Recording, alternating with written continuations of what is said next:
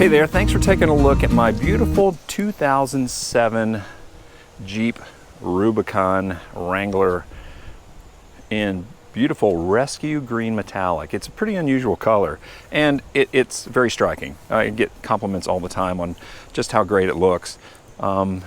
This Jeep has been very well cared for, just a little over 80,000 miles, brand new tires, a small lift. It doesn't make it too outrageous.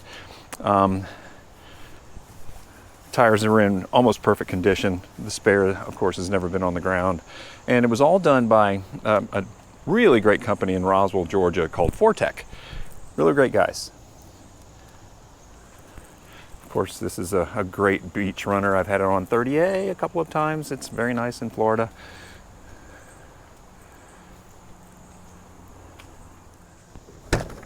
The interior is in really great condition. I mean, there's no wear on the bolsters at all. And these all-weather seats clean up very nicely. Never really have been stained at all. A couple of add-ons. This 67 design iPhone holder works great. It's just a spring release, and it's really great. Apparently, it's one of the best ones out there for on the trail, which is nice. It holds it very securely. Nice all-weather mats, rubber mats. Again, interior is pretty much flawless. Everything on this Jeep works as it should. No blinking lights, no check engine, nothing like that.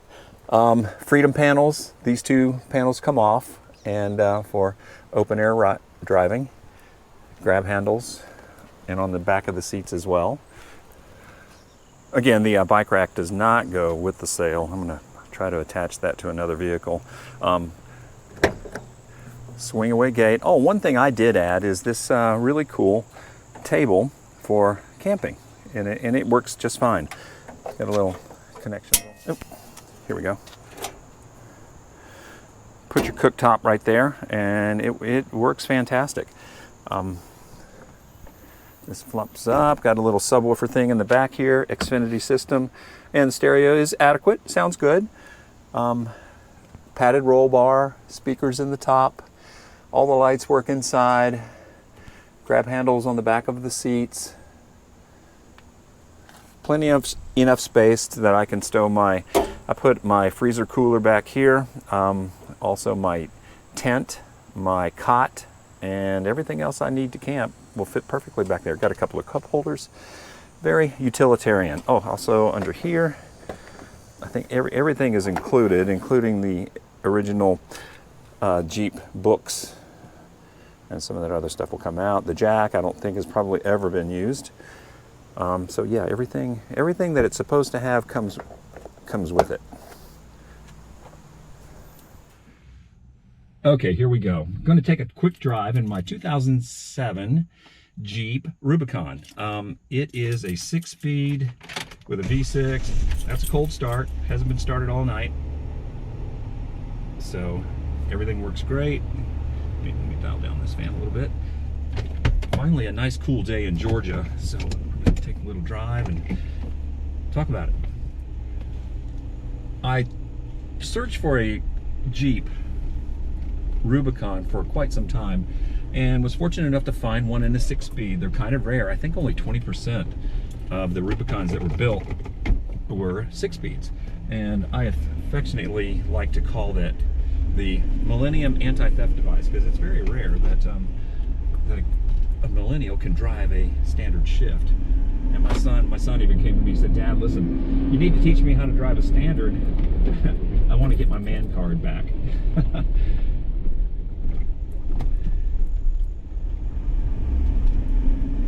Everything on this Jeep works great.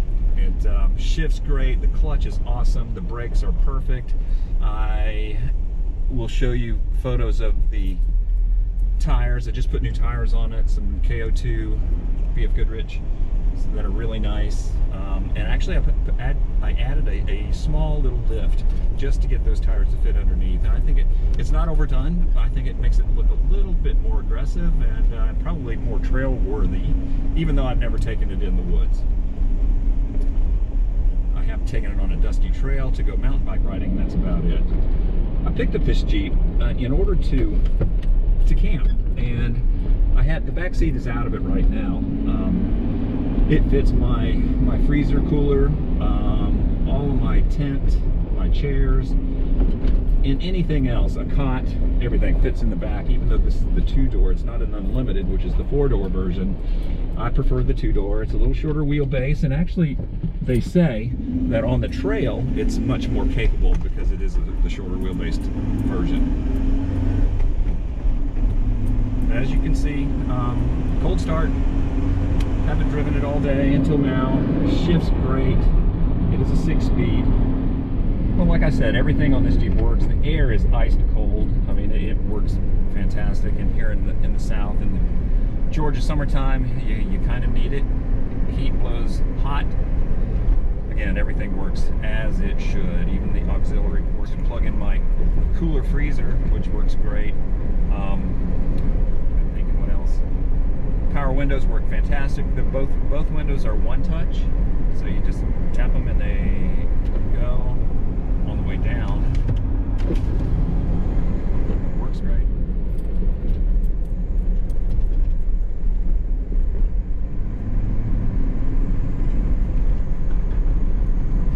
It's all very tight inside. Really impressive is that it not a lot of creaks and rattles and all that, which really shows that it has never been mistreated, abused, or driven hard off the road. All the services are up to date. Always keep the oil change at around 3,000, 4,000 miles. I always do it. And that's really all I've had to do to this Jeep since I've owned it. It has been a good one. Drives straight down the road. It doesn't dart or weave like a lot of them do. There has been a problem with some Jeeps with, I think they get a wheel shake at speed. This one has never done that. So I think that would indicate tie rod ends are worn out. This one only has 80,000 miles on it, just a little over 80,000. And everything in the dash works. All the lights, all the buttons, the radio. Nothing on this Jeep does not function as it's supposed to.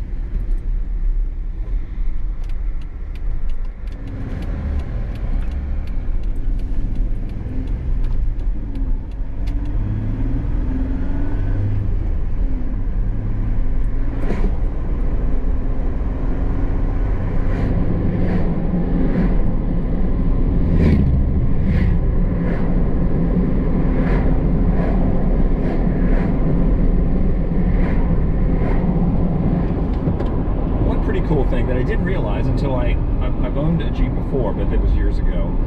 In today's society, apparently the wave is a thing. If you're in a Jeep and you're driving along, you Jeep owners wave at one another. It's kind of cool. And actually, when I'm driving my other car, I find that I want to wave at everybody, even though I'm not in a Jeep. And another kind of cool thing is the duck. I had no idea that this was actually a thing. I was at the gym the other day in this, and somebody put a duck on my Jeep, a little tiny plastic duck, and with a nice little card on it, and you're supposed to record it and reduck somebody else. So yeah, I've done that. It's kind of cool.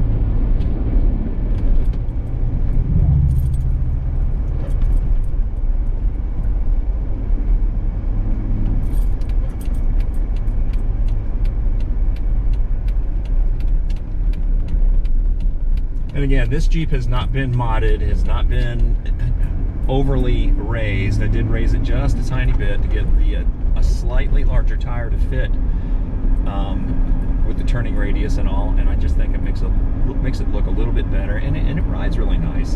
Again, I've never taken it off the road, but I'm sure that it being a Rubicon, it's very capable.